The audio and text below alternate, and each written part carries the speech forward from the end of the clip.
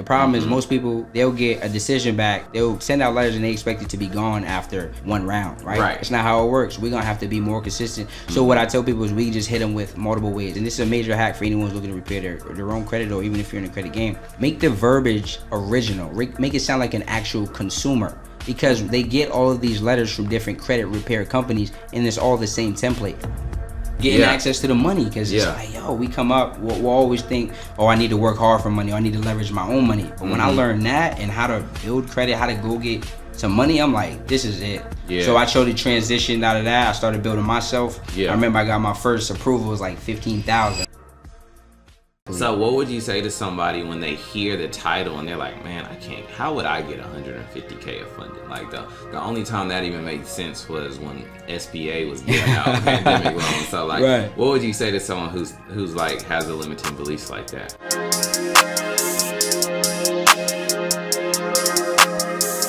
What's up, world? This your guy Tuned In Tony, and I have my guy Darius Benders in the studio with me today on the podcast. And what my guy Darius does is help people get their credit right first, but more importantly, sets them up so that they can get the funding they need to help entrepreneurs start their business, do everything that they need to do, because that's such an important thing and stuff that I deal with all the time. So what's up, Darius? Welcome to the show, man. Appreciate you having me, bro. Pleasure to be here, man. Yeah, definitely. So where are you from? Because I know you just got to Atlanta. Yeah, I've been out here for literally a month. I think yesterday made a month. I'm originally from Boston, Mass. Okay, dope. Are you you were born there? Yeah, born and raised. Okay, cool. What brought you down to Atlanta? Honestly, the environment. So over pandemic, I was coming out here a lot. Conferences. I think the Circle of CEOs conference. And then I started actually. So originally I did Nightlife before I got into the space of it. Now I was doing parties. Dope. Because when I started out with my business, like back in like college, I started out. My whole graphic design skills, what took off was doing all the party flyers. So were you like promoting the parties? Promoting, yep. Okay, how long did you do that? I was doing that so when I came home from college, I tried a couple jobs that first year.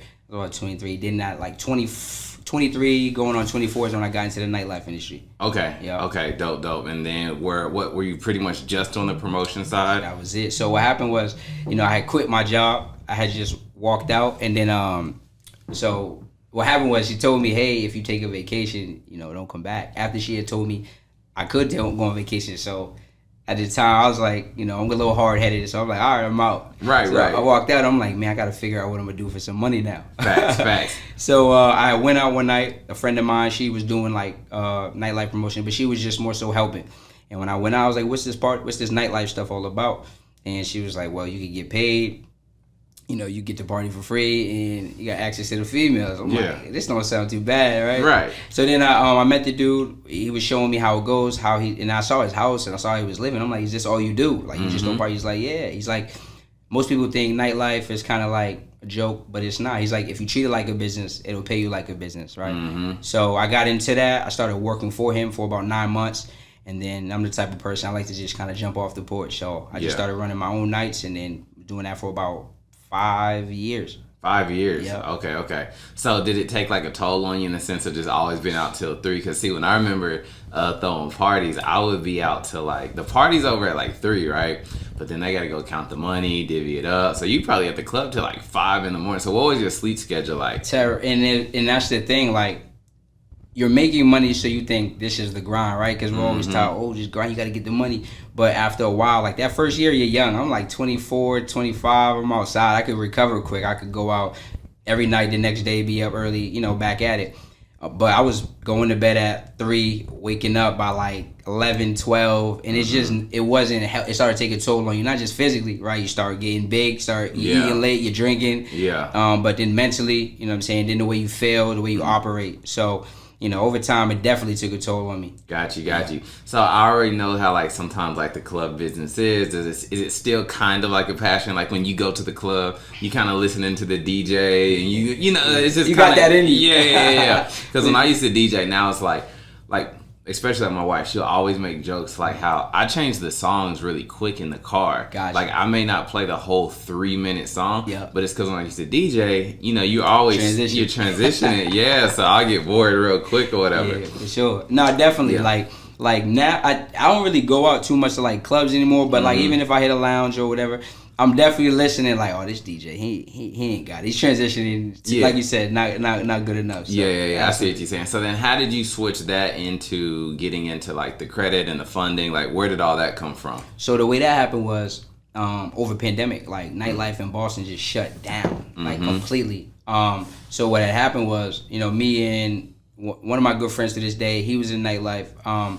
We was like, hey, we should go to Atlanta and see if we could throw parties. Yeah. And when I said it, he was like, let's do it. Yeah. Because we just knew that, like, in Boston, it's not as much of us as there is out here. And we just had an infrastructure that we felt could work anywhere. So we came out here, we started throwing parties, and, people was like, these dudes are crazy. But we actually threw some good parties out here. But between traveling back and forth, living, Atlanta's expensive. You walk outside, it's $1,000 out of pocket easy. Facts. So it was just not working and making sense in terms of financially. So we ended up kind of giving that a rest, and then I was like, okay, cool. Well, what I'm gonna do for some money? I don't like not making money. So I came out here to one of them conferences. A lot of people was in different industries, credit, social media, and they're like, what do you do? And I just kind of was like, social media, because I knew I was in the nightlife. I knew marketing. So that's what I said. I met my good friend. He was in the credit space. Shout out to my guy, Mel.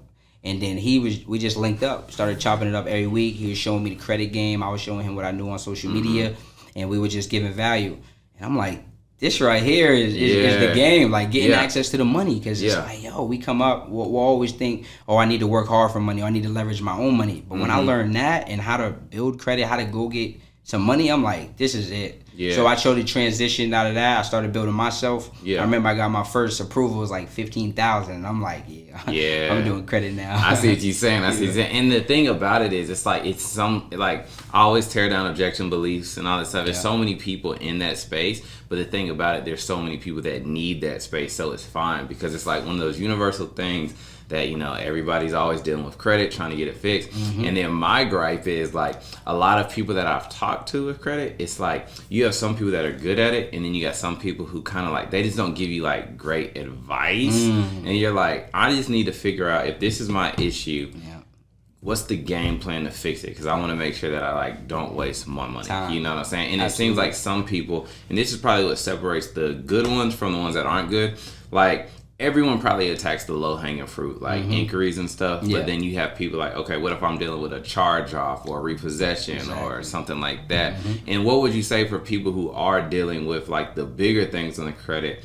What are things that you guys do to help them? You know what I mean? Absolutely. So what we do is, like I say, the credit repair process in terms of like you getting negative items off is genuinely the same, right? Some things do take longer because typically like something like, okay, a collection, late payment, charge off, those things that come off with a simple factual dispute, right? First, you might not even have to freeze the secondary bureaus for those, but typically it's going to go like this, right? First thing you're going to want to do is you want to go check out your credit report. A lot of people, you ask them, what is your credit report like? They don't even know, right? But you got to go on there, and the reason why is because you need to update your personal information, right? If you have negatives, right? So you go in there, make sure all your names match, all your addresses, previous addresses, things like that. If they don't match, which 90% of reports do not all match, right? So there are inaccuracies in your personal information. You want to call, you want to update those. All right, once you do that, then we can freeze the secondary bureaus. Right. And then we can send out, there's different letters you can send. Typically, you're going to hear about a 609 letter, right? Factual dispute letter, just stating, hey, this is attached to inaccurate information, therefore I need this removed.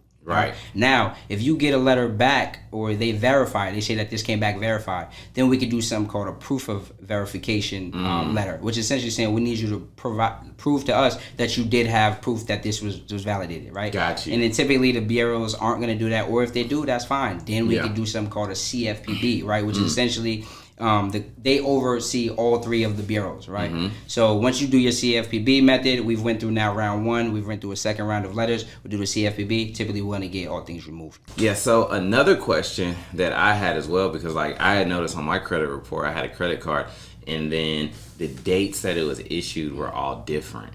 So they were saying like that's a way that you could like fix something there. That right there, that's ammunition to get that off right away, because how can the dates be different? So just like that, that's a red flag. So now that account has to come off if it's a negative. Nice. So when you're sending these letters to the people, right? And why do they still, like, their credit bureaus go off of just mailed letters versus just electronically doing it? Is there a reason for that? No, that's a great question. So you can actually do both. So a lot of time, like, we tell people send out the letters, and I want you to send them out via certified mail typically, because what happens is sometimes they'll try to play with you. They'll be like, oh, we didn't receive it. But when you send it out certified mail, now you have the tracking numbers for UPS, and you can see when it got there. So then we would call and be like, okay, cool, we see that you received it. We need this removed. And then they still might say, hey, we need 3 to 5 days to just look this over. We did receive it. You call back, and typically you gotta get an update. All right, at the most, the credit bureaus have 30 days to update you on any disputes from when they received that letter. Gotcha. Which is why you could even do some, this is some sauce that we give out. But you can use a backdate method where essentially any letters you're sending in, we can backdate that 14 days prior. That way they have to make a quicker decision. And if they don't make a decision, that's when we go to that CFPB, which is what I talked about. It's basically submitting a complaint. And then that way they have to get rid of it if they don't have it within that 30-day frame. That's some game. Yeah, for sure. Yes. And then also, I'll pull it back closer. Yeah, just a little closer. Gotcha. I just want to make sure it's fire when we do it. I got you. But yeah, so another thing that I was wondering too was I had heard something about, have you ever heard of Metro 2? Yeah. What's the difference in Metro 2 versus just other thing? What is Metro 2? So we use factual dispute method. So I don't know too much about the Metro 2. But I have heard that's the new way that people are doing disputes where they're getting things off pretty fast as well. Yeah. Okay. And what exactly does factual mean? It just means like actual real data? Based on data. So meaning like exactly. For example, I gave you the personal information example at first. Because this personal information, say you have it, they have an old address. That's not your address where you live. So any accounts that are attached to that, now what? They never existed because that's no longer your address. So that therefore has to be removed. Yeah. Same way if your name is misspelled wrong. I don't know who Darius. I'm Darius, right? Yeah. So that account that says negative that's attached to that information has to be removed because according to the FCRA, right, the Fair Credit Reporting Act, that needs, all information needs to be completely 100% accurate. See, that's some game too, because I'm even thinking about it like a lot of times we don't understand like why credit repair is an ongoing thing that we all have to focus on. And the reason why I say that is not just to say like, oh, let's give the credit repair people all the money, but even looking at my credit report, right, and things that I've noticed is it just needs to be cleaned. Like I have addresses on there from when I was 20 years old, you know what I'm saying, from like my old apartments. And then it's like, what I'm noticing is you want to be able to have just a clean report, right? Absolutely. Because this is the next question I'm going to go into. What I find difficult as an entrepreneur, me trying to get funding so I don't have to use my own cash or stuff like that, I'm running into like too many inquiries because I'm personally guaranteeing. So it's like, okay, my personal life, I had to do this, but then I had to do this for my business. So what's kind of like the solution to that, or is it just cleaning all the time? So that's a great question. So after you cleaned it up, right? Let's say that you applied for some things in the past, right? You got a lot of inquiries. You're trying to get rid of them. Now we got something called a 24-hour inquiry removal method, right? Where you could literally call. Now this works well. Or I like to be super transparent. This works well with Experian and TransUnion, right? Where you could literally call, right?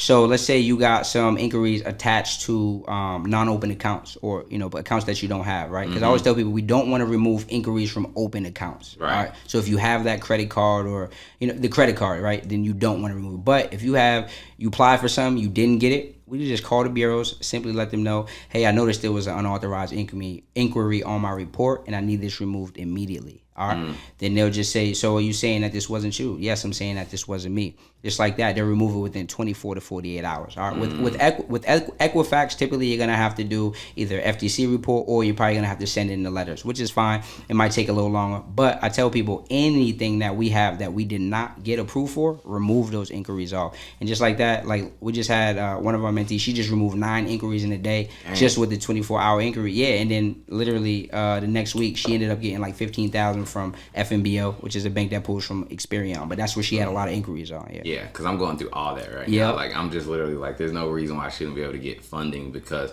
even like, with me being in the funnels and the webinar space, like credit cards are very important for the ad spend and all of that. And then I'm just like, you know what? I really need to get my credit report rinsed and clean because I'm in the 7s, but I don't get approved for anything. But it's because of like, I need to do that clean, get those addresses off, inquiries, and especially buying a house. then I'm getting inquiries just for identity and verification checks. Yeah, but then that's raising your inquiries. Right. So if you don't know about cleaning your credit report, now you're living with those for 2 years for no reason. Exactly. You see what I'm saying? Absolutely. So yeah, I also have this is what I was talking to a guy who had an issue with one of the big ones, like repossession of a card. What do people do for those? Do they just have to live with it for 7 years? No, literally the same process I told you for all the others.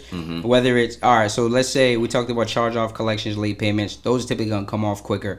With something like a repossession, a bankruptcy, we're just gonna have to be a little more persistent. The problem is most people, they'll get a decision back and they'll send out letters and they expect it to be gone after one round, right? It's not how it works. We're gonna have to be more consistent. So what I tell people is we just hit them with multiple ways. We might dispute online, right? We might then also dispute the letters. And what we do is this: we send out multiple letters per every round. Most people, they send out a letter every 30 days. We're sending like a round one on, like I say, a Monday. Then on a Wednesday, I'm gonna send a round two. And then on Thursday, I send out something we like to call like a knockout letter, which is just basically letting you know that if this doesn't get handled soon, then we're looking to sue you. And typically it's like when they see that, they know, okay, this person is not playing with us. And one thing you could do is, the reason most people don't get things off the report, maybe the first or second round, is because they send out generic templates.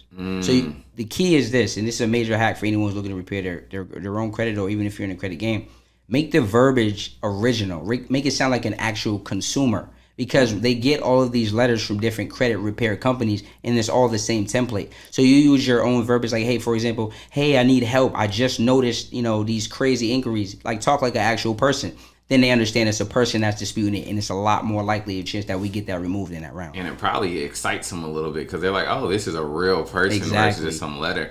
But I now, listening to what you're saying too, I see the importance of having a credit person versus you're just like, I'm gonna get this software that's just gonna this and this, because I'm hearing like rounds and rounds. So it's like when you bring on a client to work with you for credit repair, do you have like an internal software there that shows like if stuff's been removed, so you know how their rounds are going, or do you have to personally check with them? No, so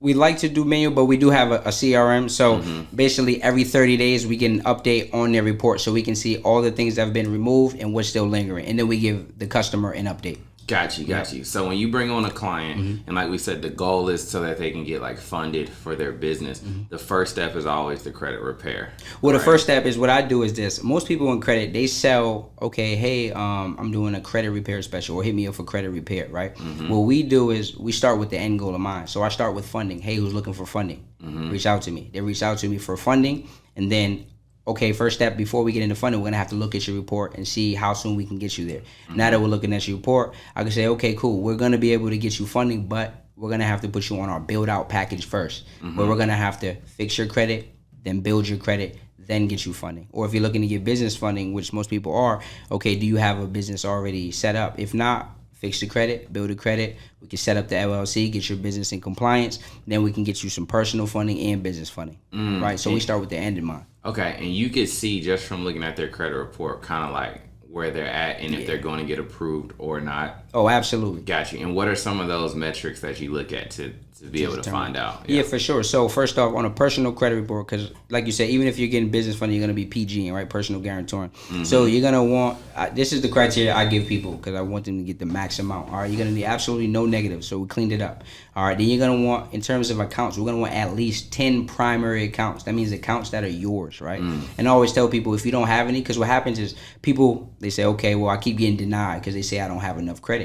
But I don't have enough credit because I keep getting denied. Right. So the way we solve that is we put you on with some credit builder accounts, right? Okay. You got Self, you got Kickoff, you got Credit Strong, you got Rent Reporter, you got Rental Karma. Right? There's a whole bunch, but those are 5 I give people. I say, yo, you can go run and play tonight.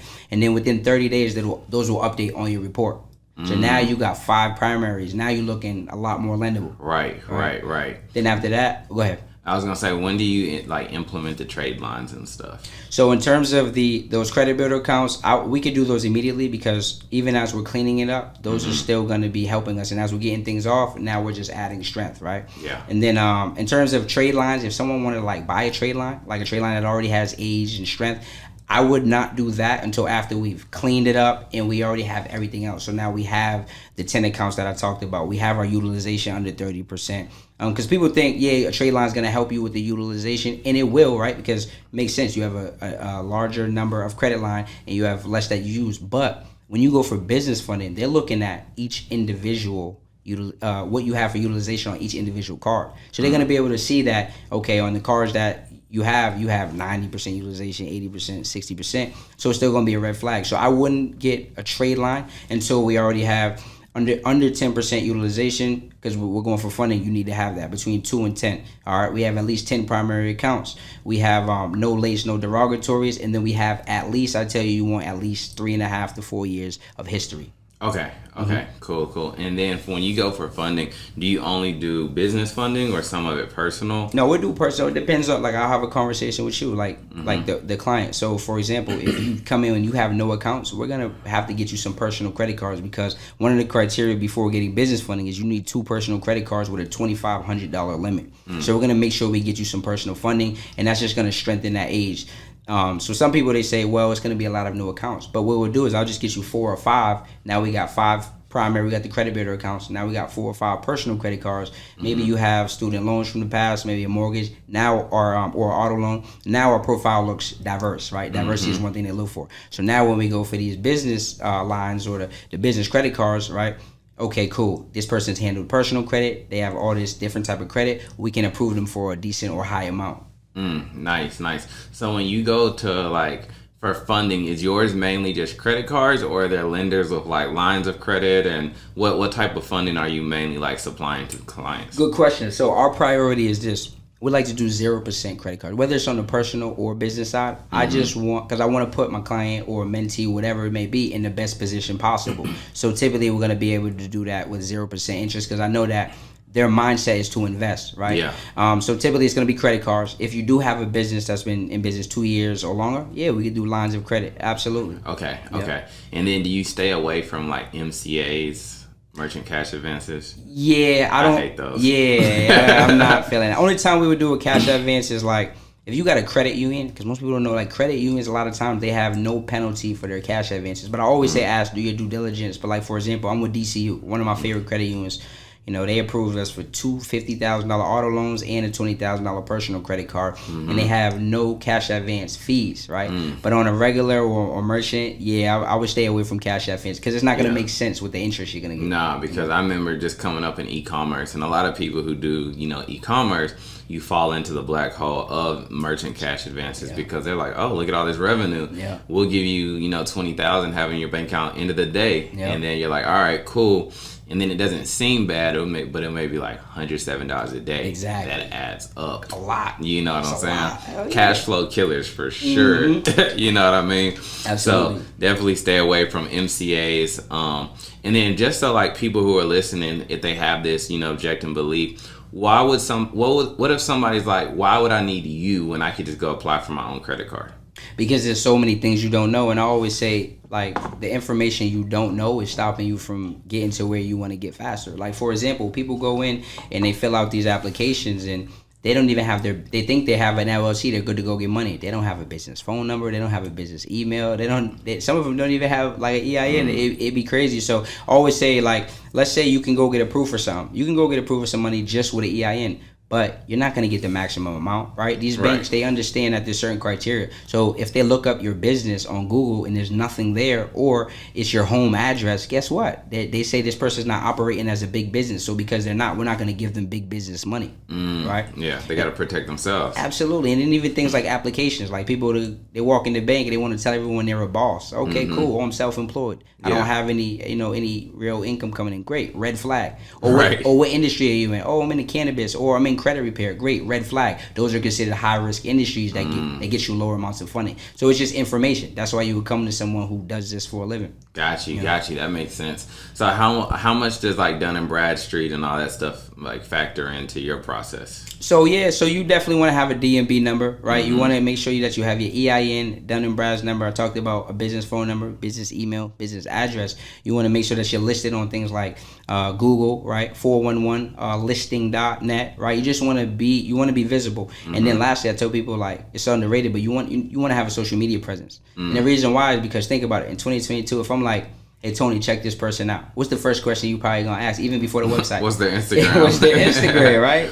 So it's like if you're not on social media in their eyes, are you really operating as a big business? Exactly. And what's crazy is they even think that they even look at all of that with the phone numbers and everything, because I thought it was straight just credit report, boom, boom, boom. Exactly. So okay, what's some of like your favorite credit cards or best credit cards out there? I like that. So on the business side, I love Chase, right? Chase, they give out the bag 0%. They got one of the cards 0%, 18 months. And I got 2 credit cards with them. They're pretty. So for most bigger banks, the underwriting is going to be a little more strict, but they're one of the bigger banks that like they'll give you 25,000 if your credit report's in order and your business is set up right.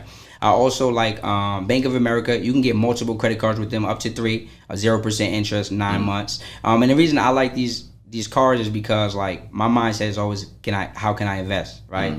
Like even I need a funnel. I got to hit up my guy Tony. He gonna call some money. Right. But guess what? Let me go pay that. I already know he's gonna help me make my money back tenfold. I got 9 months to utilize this money before I have to start, really paying it back. And the great thing on the business side, for those who don't know, is that unlike the personal side, when you utilize that money, you have 30 days to pay it back. But on the business side, you literally have that.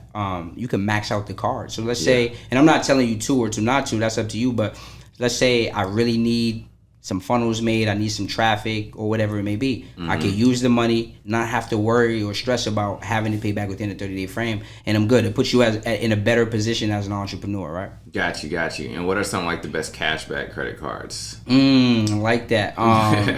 Also like Chase. Chase has great cashback.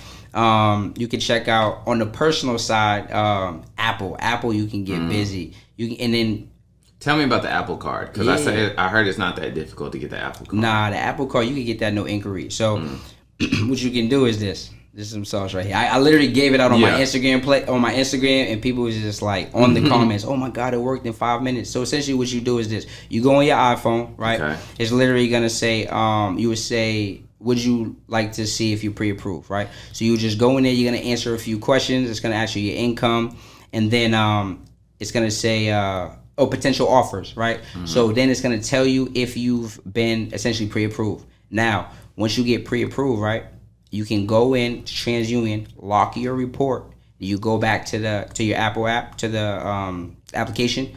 You're going to hit accept. Just like that, you got the inquiry because you already got pre-approved. So all they do is they just approve it once you hit the button accept, but your TransUnion is locked. So now you don't get that hard inquiry. Just like that, you got it. Yep. That was some game, for sure. And then the fire thing about it is like all your bills you connect to there. So I tell people, like, don't use a credit card to pay any bills because you're literally not earning any cash back. You're not earning any rewards or anything like that. So like with Apple, I already got these apps I'm using on there, right? And things that before maybe I would have had on another credit card or even a debit card. But because they're on it, you're just earning money. You're just earning money from your credit card. So that's why I like the Apple card a lot. Okay. And is locking an account pretty easy? Yeah. It's as simple as literally going on the website. But that's specifically for the Apple Play. Like, you can't do that with other cards. Like, go in there and lock a report. They'll tell you, oh, you're either denied or we need you to unlock your report before we can give you a decision. Got you. Okay, and then one of my friends had talked to Chase, and I was wondering why they did this. Like, he had applied for like several credit cards, and then he was talking to like a person, and then they were like, all right, give us like 3 days to get back to you on it. And then of course he got approved for all of them, but what's the difference you think was going on to why he was talking to a direct banker versus like just going online? So that's a great question. I went through a phase like that.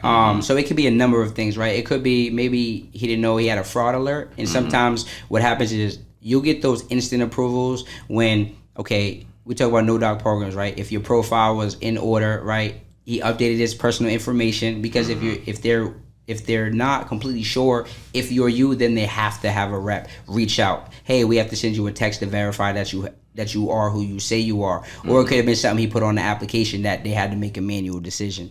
So what I tell people is, first off, make sure none of your stuff's locked, not the secondary bureaus, not the main bureaus. You don't have any freezes or anything like that, and then make sure you just take your time when you're filling out these applications and do the things that we talked about. Like we talk about not putting like self-employed or retire, right? We talk about understanding that when they ask you your business revenue, that's predicted revenue, right? Not what you've actually made.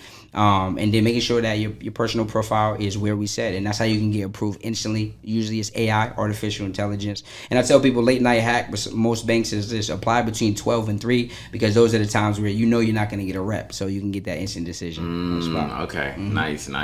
And then what would you say as far as, and especially for entrepreneurs, you know, like our money's you never really consistent. Like it could keep growing. It could be different one month. You never know. So when you're applying for a credit card, what do you put in for like the annual income? That's a great question. So what I always say is, and I actually get funded people on our workshop we do, is I say, listen, I can't tell you what to put on the application technically, because that would be considered big fraud. But what I tell you is a safe space that I like is somewhere between, especially in the times we're in now with the economy being a little different, somewhere between that 144 and 217 range would be a good and a safe spot where we can get approved with no docs. You don't want to go in there saying you make $500,000, you know, it's your first year in business, because say, okay, cool, show me those bank statements, let me see that. But that's a safe space that I like to use when we're filling out. Because when you said no docs, I noticed that they never ask for any documentation. It's just like yes or no at the end. That means you're doing what you need to do. If someone is put something way off, then they're gonna ask for docs. Like, got you. Okay, let us see. Yeah. Got you. And most of your clients that you're getting,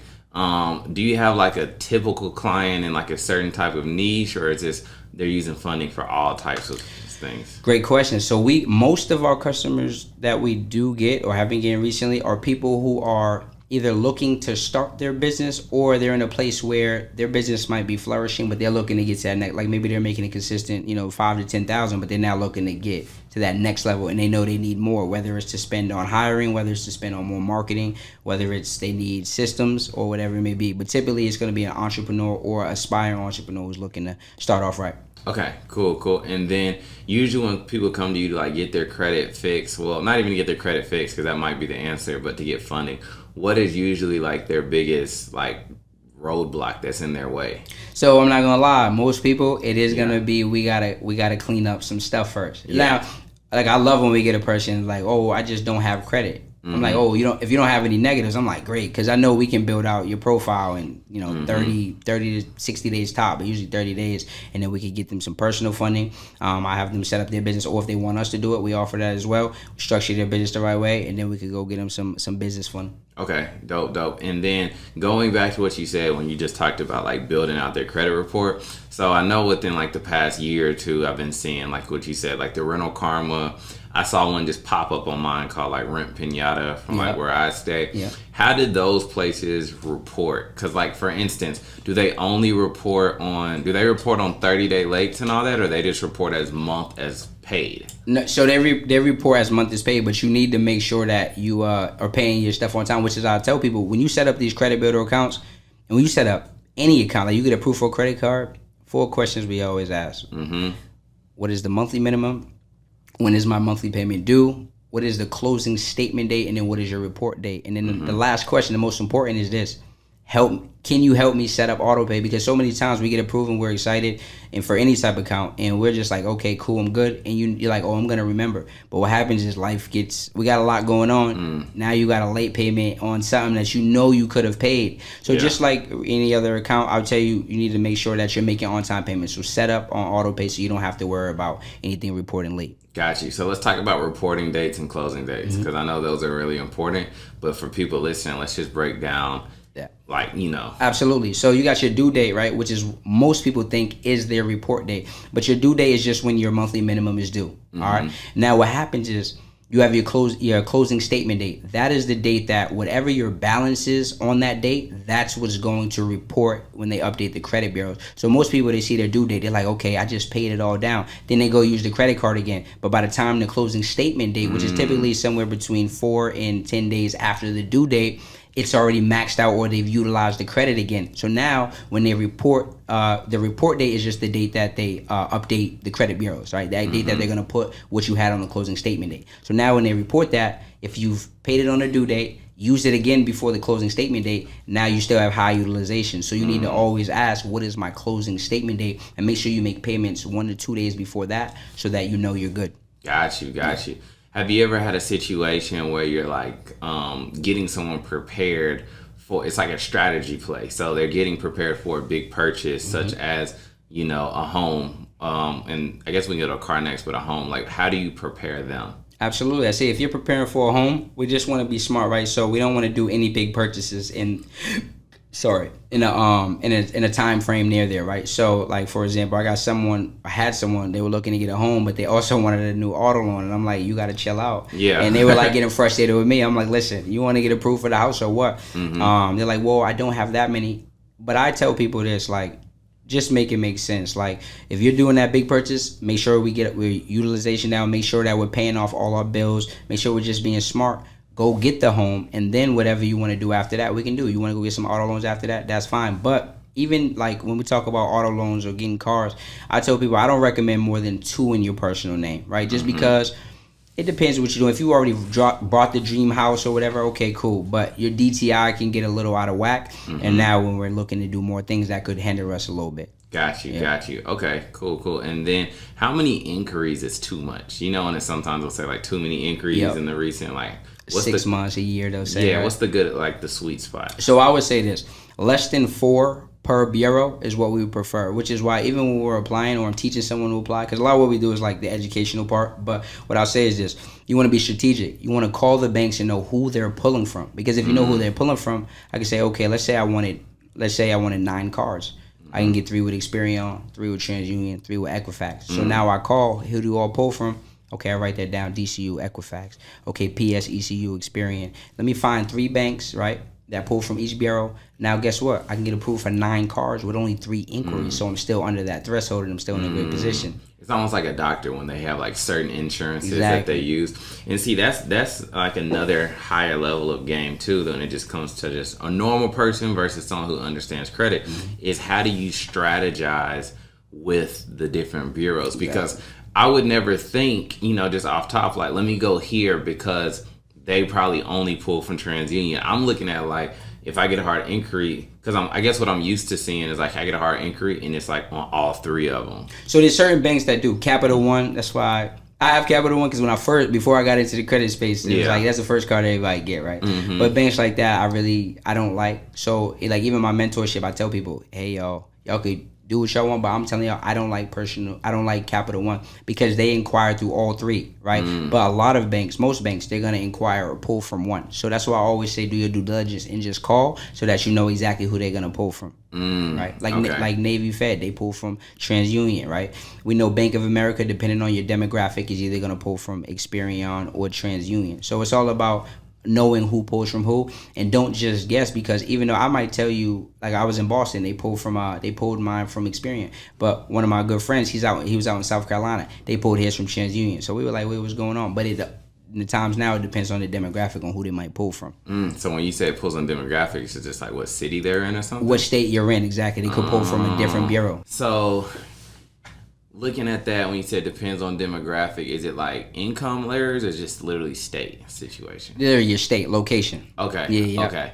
And then so every time you're looking for a situation, you're making that call to figure out who they pull from, and then you go back and do your homework, make sure that bureau is who I want them to put, is in my strategy. Exactly. Okay. And so you did say something about your mentorship. Like inside of there, is that something that's offered where it's like, okay, these people pulling from here, these people pulling from here. Absolutely. So if you want, because see, that's a whole nother world. It's a whole game. Exactly. So, yeah. Okay, cool. What are some of the things that are inside the mentorship? For sure. I mean? Absolutely. So what we're just rolling out, actually, we're doing we just did a pre-Black Friday sale, and I'm also going to do it this week. So we got like $150K funding university. And what that is going to be a course, right? You're going to have full access course. We talk about cleaning up the credit, building the credit, personal funding. Then we get into structuring the business, how to start properly your business, how to application hacks. We talk about business funding, but not only that, but you're gonna learn how you can now go make money with those things, right? And then we also do monthly group coaching calls where I'll be in, we're tapped in,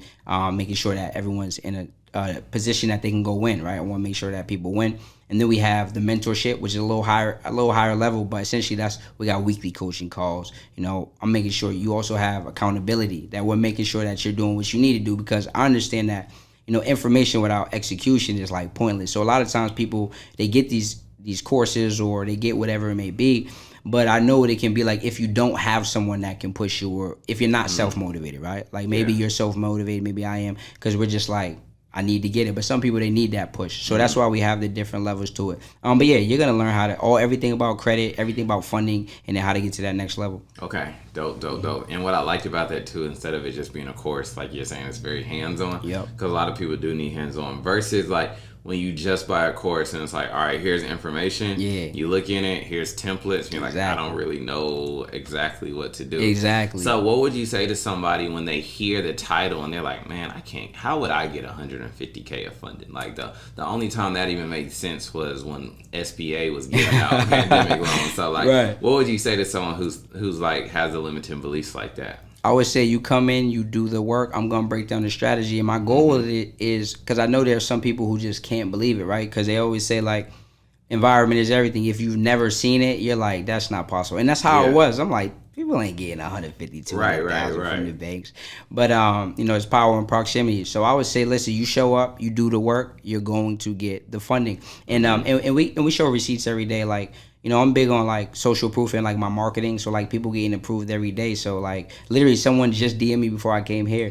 And I like to do something this. My mindset when I'm like creating content is I want my free stuff to be better than my competitors' paid stuff. So someone just hit me in a DM, hey bro, I just tried, and they sent me the post. It was like a pre-approval piece of content I put out. They got approved for 10,000, right? That's from one bank. Yeah. And that's off the free stuff. So imagine what I'm gonna give you, where you have me as a guideline walking you through that process. It's gonna be easy. And what we're gonna do is we're gonna give out awards to those who get 100,000 plus in funding. That's good. Yeah. Because that just creates like the camaraderie, the community around it, and all that type of stuff. Absolutely. Question that I had too. Let me think. What it was. So what is usually the timeline? Well, not even the timeline. What revenue do you need to be bringing in to qualify for 150K? You don't need to be bringing any revenue. For real? For real. Listen, this is like when I first got in, what I did was I went out and I got $167,000 in 47 days. Now, I tell you that, and you might be like, oh, that's cool.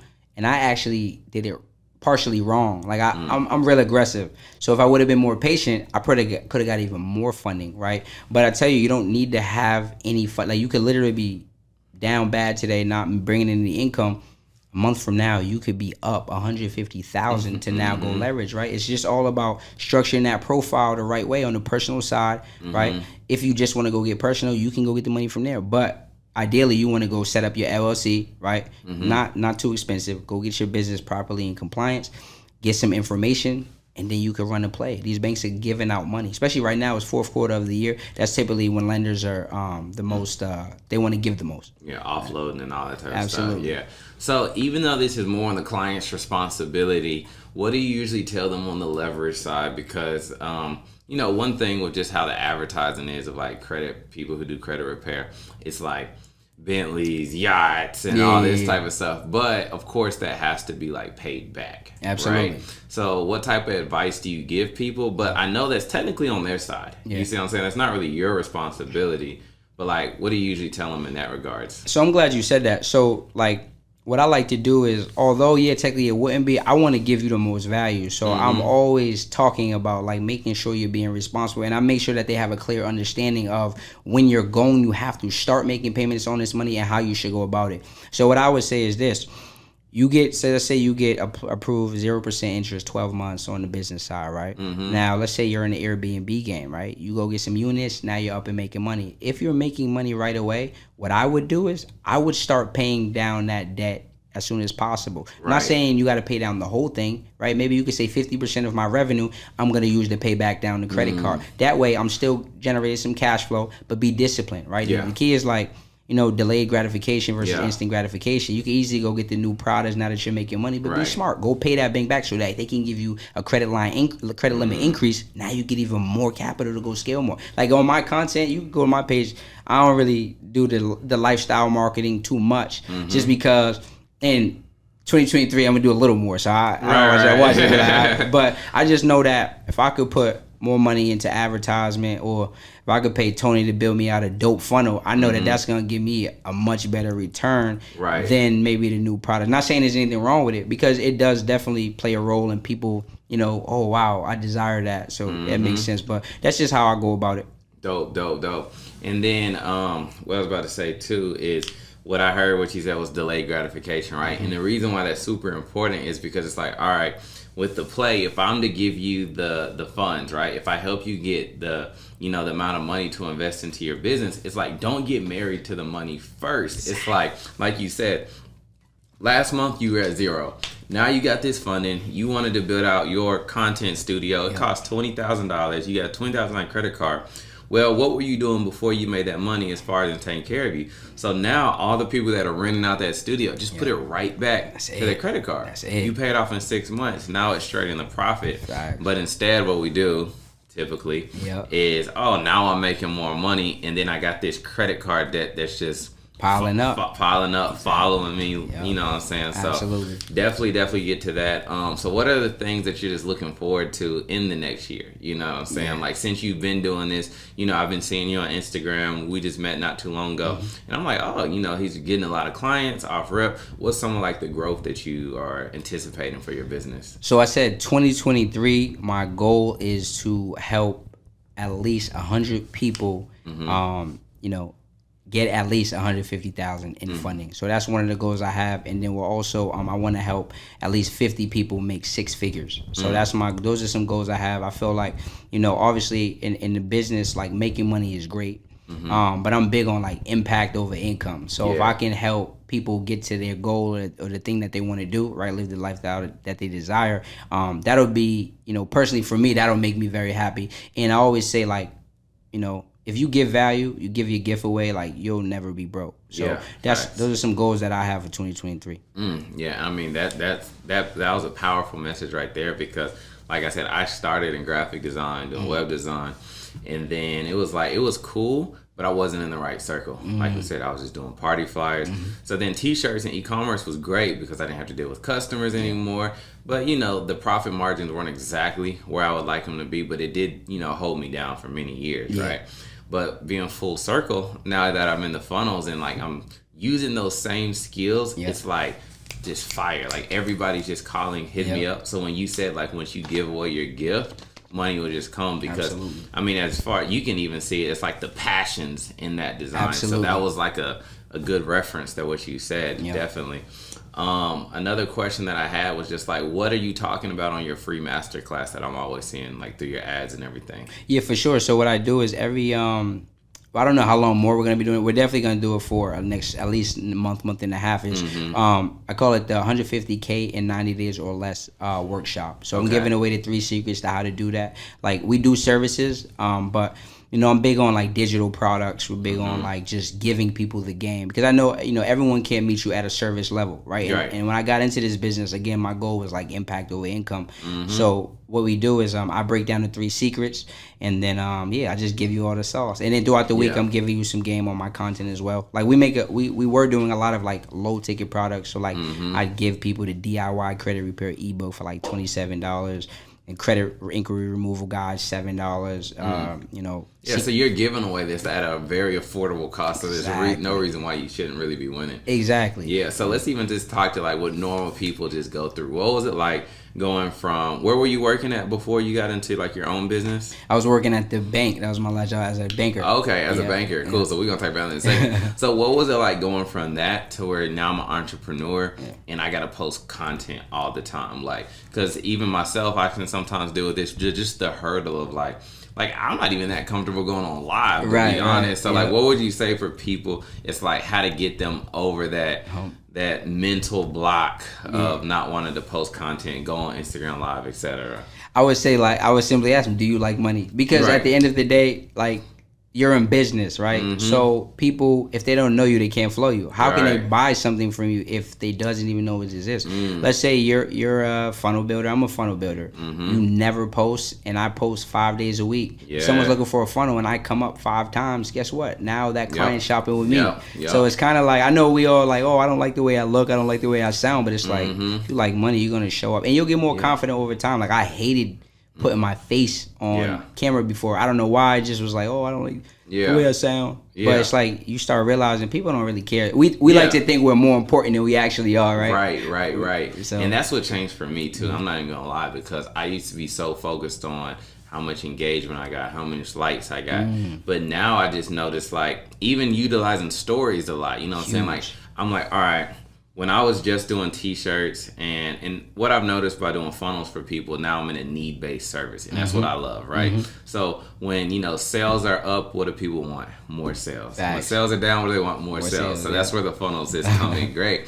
But what I even noticed for just promotion was just the fact of, like, I'm like, yo, if I'm sitting in front of my iMac designing, that's content. And like, you'll see, I'll post, you know what I'm saying? Just and then, you in the lab. Just me in the lab, and I'll put Lil Baby on top of it. And you know, lit. the song is lit. And then next thing you know, when you said, it's like, once I started looking at, it's not about engagement, because every time I post, I'll get like a DM, like, I can't wait to work with you. You feel me? When we getting started. So like you said, do you like money? If you like money, start posting more, because instead of looking at the things that don't matter, aka how many likes I get, bro, 1 to 2 people that purchase from one, that's a winning piece of content. Think about it. If you let's say, for example, you charge $1,000.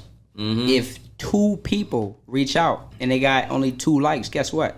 Who cares what they like? You made $2,000 off of a free platform. Right. That's why these platforms are so crazy. Like, Instagram could literally charge to use it, and I would still be on it, because it's crazy that we could literally put our content in front of millions of people and gain clients organically. Like, you have that option, you know? Yeah. Have you been utilizing like TikTok at all? So I haven't. On the TikTok wave, they keep, I think what happened is I got so used to Instagram, and I've been making my content there. So what I'll do is I have like my virtual assistant repost it on TikTok, but then they'll either like ban it or they'll give it low engagement, which is crazy because it'll go like viral on Instagram. But I haven't really gotten on a TikTok wave, but I am taking a little course I just started, so I'm trying to get on it. The thing about TikTok that's so funny is, it's like, it's very simple because it's very organic, but it's like its own psychology to it, to how to win on TikTok. Like, you know, coming up in the world, like, we're the same age and stuff. Like, we came up when content was all based around having like high quality 4K content. And then now it's like dirty organic content that's winning, you know what I'm saying? Like we came up where it was like, oh, I don't want to show my shop because it needs to look like big business. And now it's like, oh, I'm taping my package. Let me show you putting the card in. And now they're like, oh my gosh, I need to purchase from you. You know what I mean? And you're just, like, what? What? So it's like, times are just so different. You know what I mean? But it's the beauty in that, right? You can take out your iPhone and be good. People be like, oh, I don't got a good camera. That iPhone get busy. Exactly. And then another thing too, like going back to Facebook and Instagram and just showing people that, like, you know, you don't always have to rely on like paid advertisement and stuff. You don't even run paid ads, do you? No, so I don't do any Facebook ads. The only form of paid ads we do is I leverage I'll leverage like influencer pages or like blogs. But for the most part, now we've been organic, and what happens is, I say, like, our content started going crazy when we were just giving more value. Like, give more. I think so many times people, like, they operate with a scarcity mindset, like, oh, if I give this, why would they pay? But it's like, no, when you give that, they're like, okay, I need to know what's inside the page stuff. Or it's like, I want to work with that person because they're giving me all of this value for free. That's how we've grown at a pretty exponential rate. Dope. And then what I was also about to ask you too is, what are the different products or offerings that you do? Because of course we said you got the affordable low ticket items that people could just get anytime, right? And then what's the university, or is that the mentorship that you were saying about? Great question. So the university is, you're going to get the full course, right? You're going to get all of the modules. Also, I got some bonuses in there. And you'll have a monthly coaching call with me, or tap in. I want to make sure that people are being accountable. People are standing on what they said they were going to do, and just answering any questions to make sure that you're understanding it. But I know through the course, if you show up, you do watch the modules, you'll have a full blueprint. You'll also be getting templates. But like I said, I didn't want to just make it a course where you don't have any ongoing support, because I know what that can be like.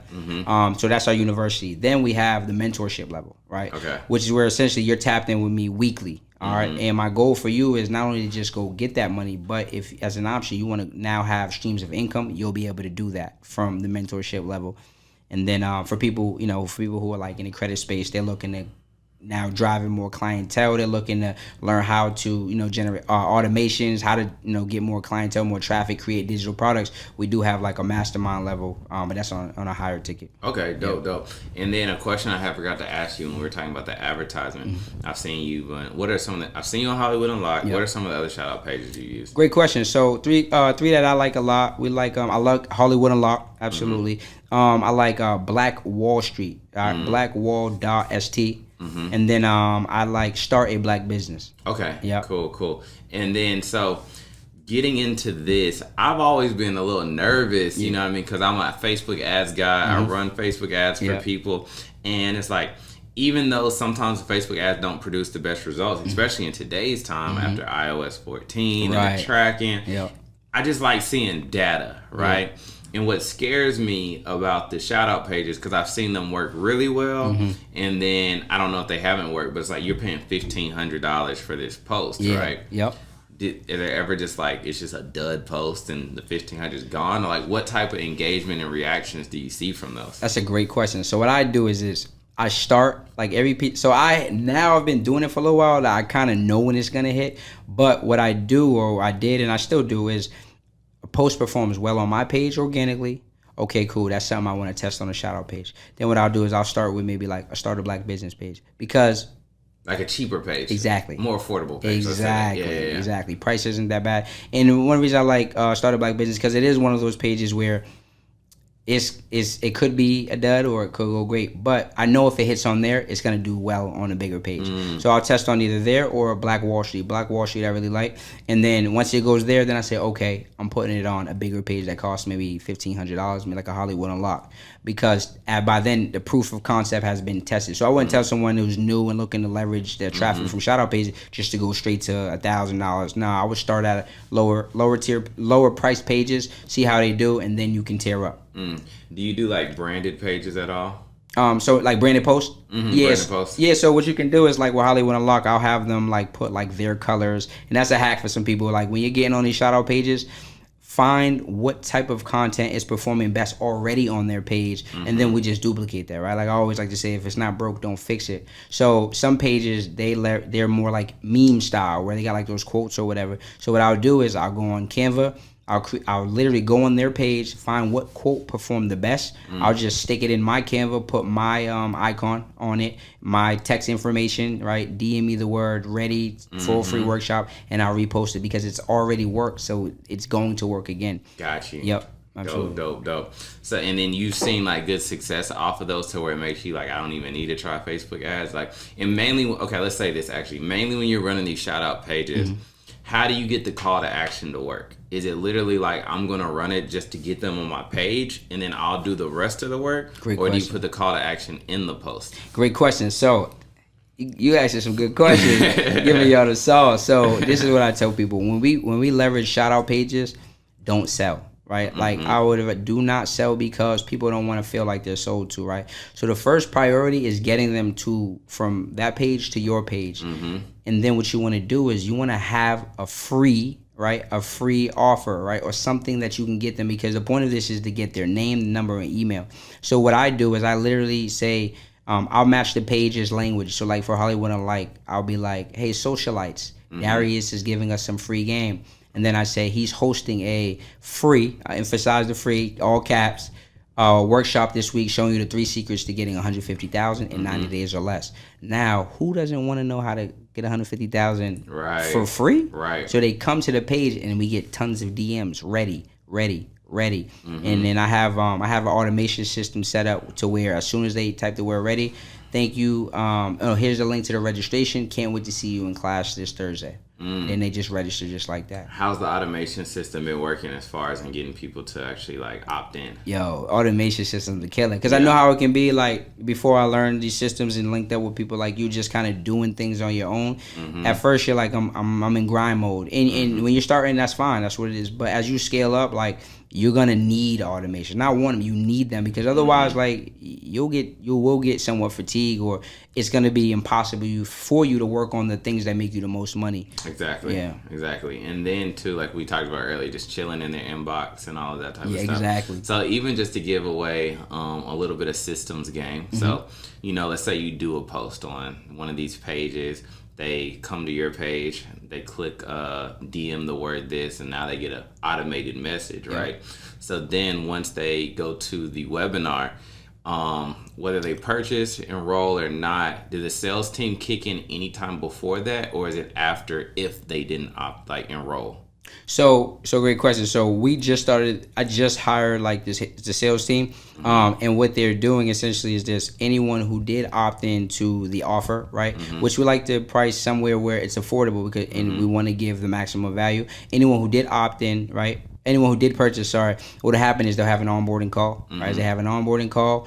We just want to see their goals, right? They want to see, what do they got going on? What is their situation? And then from there, we figure out which program is best for them, or if they should just start at the university level. Gotcha. Right. Yeah, and that's super good too, because it's like you're placing people where they're finding the most success. Absolutely. So yeah, I mean, and I guess we're at our hour. Yeah. Where can people find you at? Where can they start working with you, get in tune, let them know? Absolutely. So you can follow me on Instagram and YouTube. I'm about to get active on the YouTube, yep. But right now Instagram is my main platform at Darius Benders.